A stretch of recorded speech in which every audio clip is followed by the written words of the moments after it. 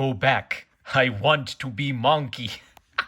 Hey guys, number one Marmaduke fan here. Going to look at a couple X-Men comics. So X-Men Grand Design by Ed Piskor. I think I did like a quick review of this when the first issue came out last year. I collected all of the variant covers for it. I don't think I reviewed issue 2 because I basically had the same thing to say about issue 2 as I did issue 1.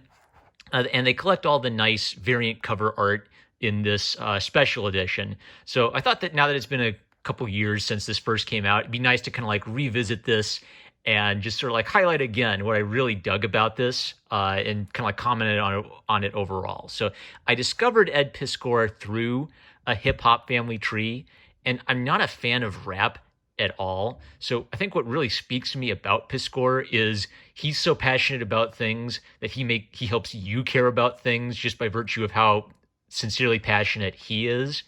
And I think that both Hip Hop Family Tree and X-Men Grand Design are a good example of someone who's almost taking like an encyclopedia approach to comics, where he's just hitting you with like tons and tons and tons of information over the course of like decades of comics, all compacted really tightly into one dense package. It's a really different way of reading than kind of like the normal sort of like every single issue is its own self-contained little story. He even calls it a love letter to X-Men at the introduction. And I also kind of want to fast forward a little bit to show you some of like his kids' art and things like that. It's like he was tracing, art when he was a little kid, and drawing his own X-Men comics when he was a little kid, like a lot of people do. And what's kind of interesting about him is he's clearly a self-taught artist and someone who's struggled a lot with his art. Like he talks about how when he was a teenager, he was a bit heavy-handed, and then he'd had 1 year at the Kubert School. And then this illustration was the prompt for doing this series. What I love about Piskor is I think he's someone who struggles a bit as an illustrator, but he's a testament to what comics is, where the art of comics, I think, is also about conveying information visually, not just your illustration style. And he's really improved a lot over the years in his illustration style. I really appreciate like things he does, like showing appreciation to the artists and writers over the years of comics. Like he loves this medium, he loves these characters. And then at the end of this issue, it's Ed Piskor's recoloring of X-Men issue 1. And what I love about this is a much better looking color job than kind of the standard color job they do for old comics, where they basically just use a fill bucket and a eye drop tool and fill in every color basically like what it would be. Now, Piskor's adding kind of like a yellowish look to it to evoke old newsprint. I like that. That's part of what he's purposely trying to do to make you feel like you're reading an old comic book. But the thing I most appreciate is that he's actually reproducing the halftone dot pattern effect from old four-color comics printing. So it's a little extra work, but it just looks absolutely fabulous. So if you just want a good case study of a guy who is deliberately recoloring comics in the old color palette, Piskor is definitely like really worth looking at for basically techniques I think he's come up with on his own for how to make this work. And just some just cool stuff.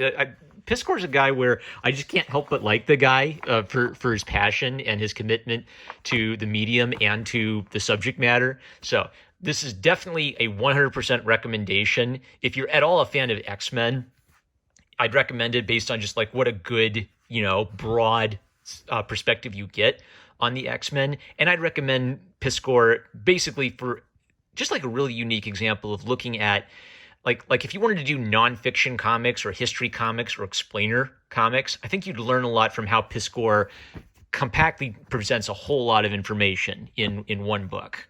Then, just real quick, a look at Uncanny X-Men number 221. So this is a Chris Claremont issue, which everybody says is like a great era for X-Men. I've loved every Chris Claremont X-Men issue I've read. And Mark Silvestri and Dan Green were the artists. I've seen their names here and there. One of the things I noticed artistically about this issue is very simple line work. Like they're almost going with like a really sketchy, like they do their breakdown pencils, they do a quick ink over their breakdown pencils, and they sort of go with it, right? Like they're not doing a super detailed style, but there's a lot of grace to it and a lot of like cute booty shots, right? So one neat thing about this is I feel like X-Men comics of the 80s and 90s, it had that soap opera vibe, and there's a nice central soap opera thing where Rogue used to be a bad girl, now she's a good girl, and Dazzler's still mad at her because Rogue's basically tried to kill her in the past.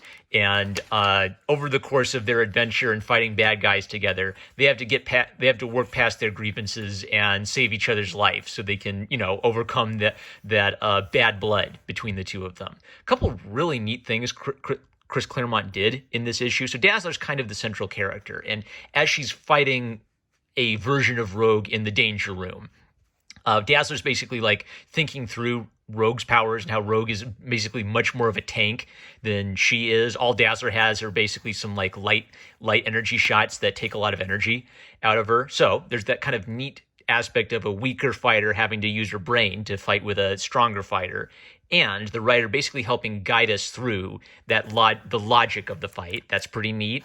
Later, there's some neat stuff with Dazzler basically feeling like she's an idiot and diving into these situations without thinking it through. Dumb.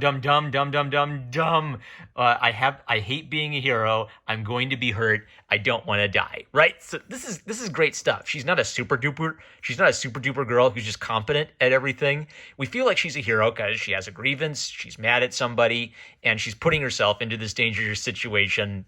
Not that easily. She's a normal girl who doesn't want to die. She wants to have a normal, happy life. She's stuck in this situation. It's what comics should be. It's a fun adventure. I really dig it. So that'll be all. That's just some perfunctory comments today.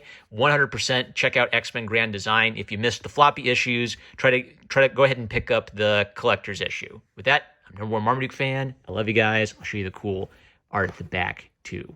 And I will catch you later.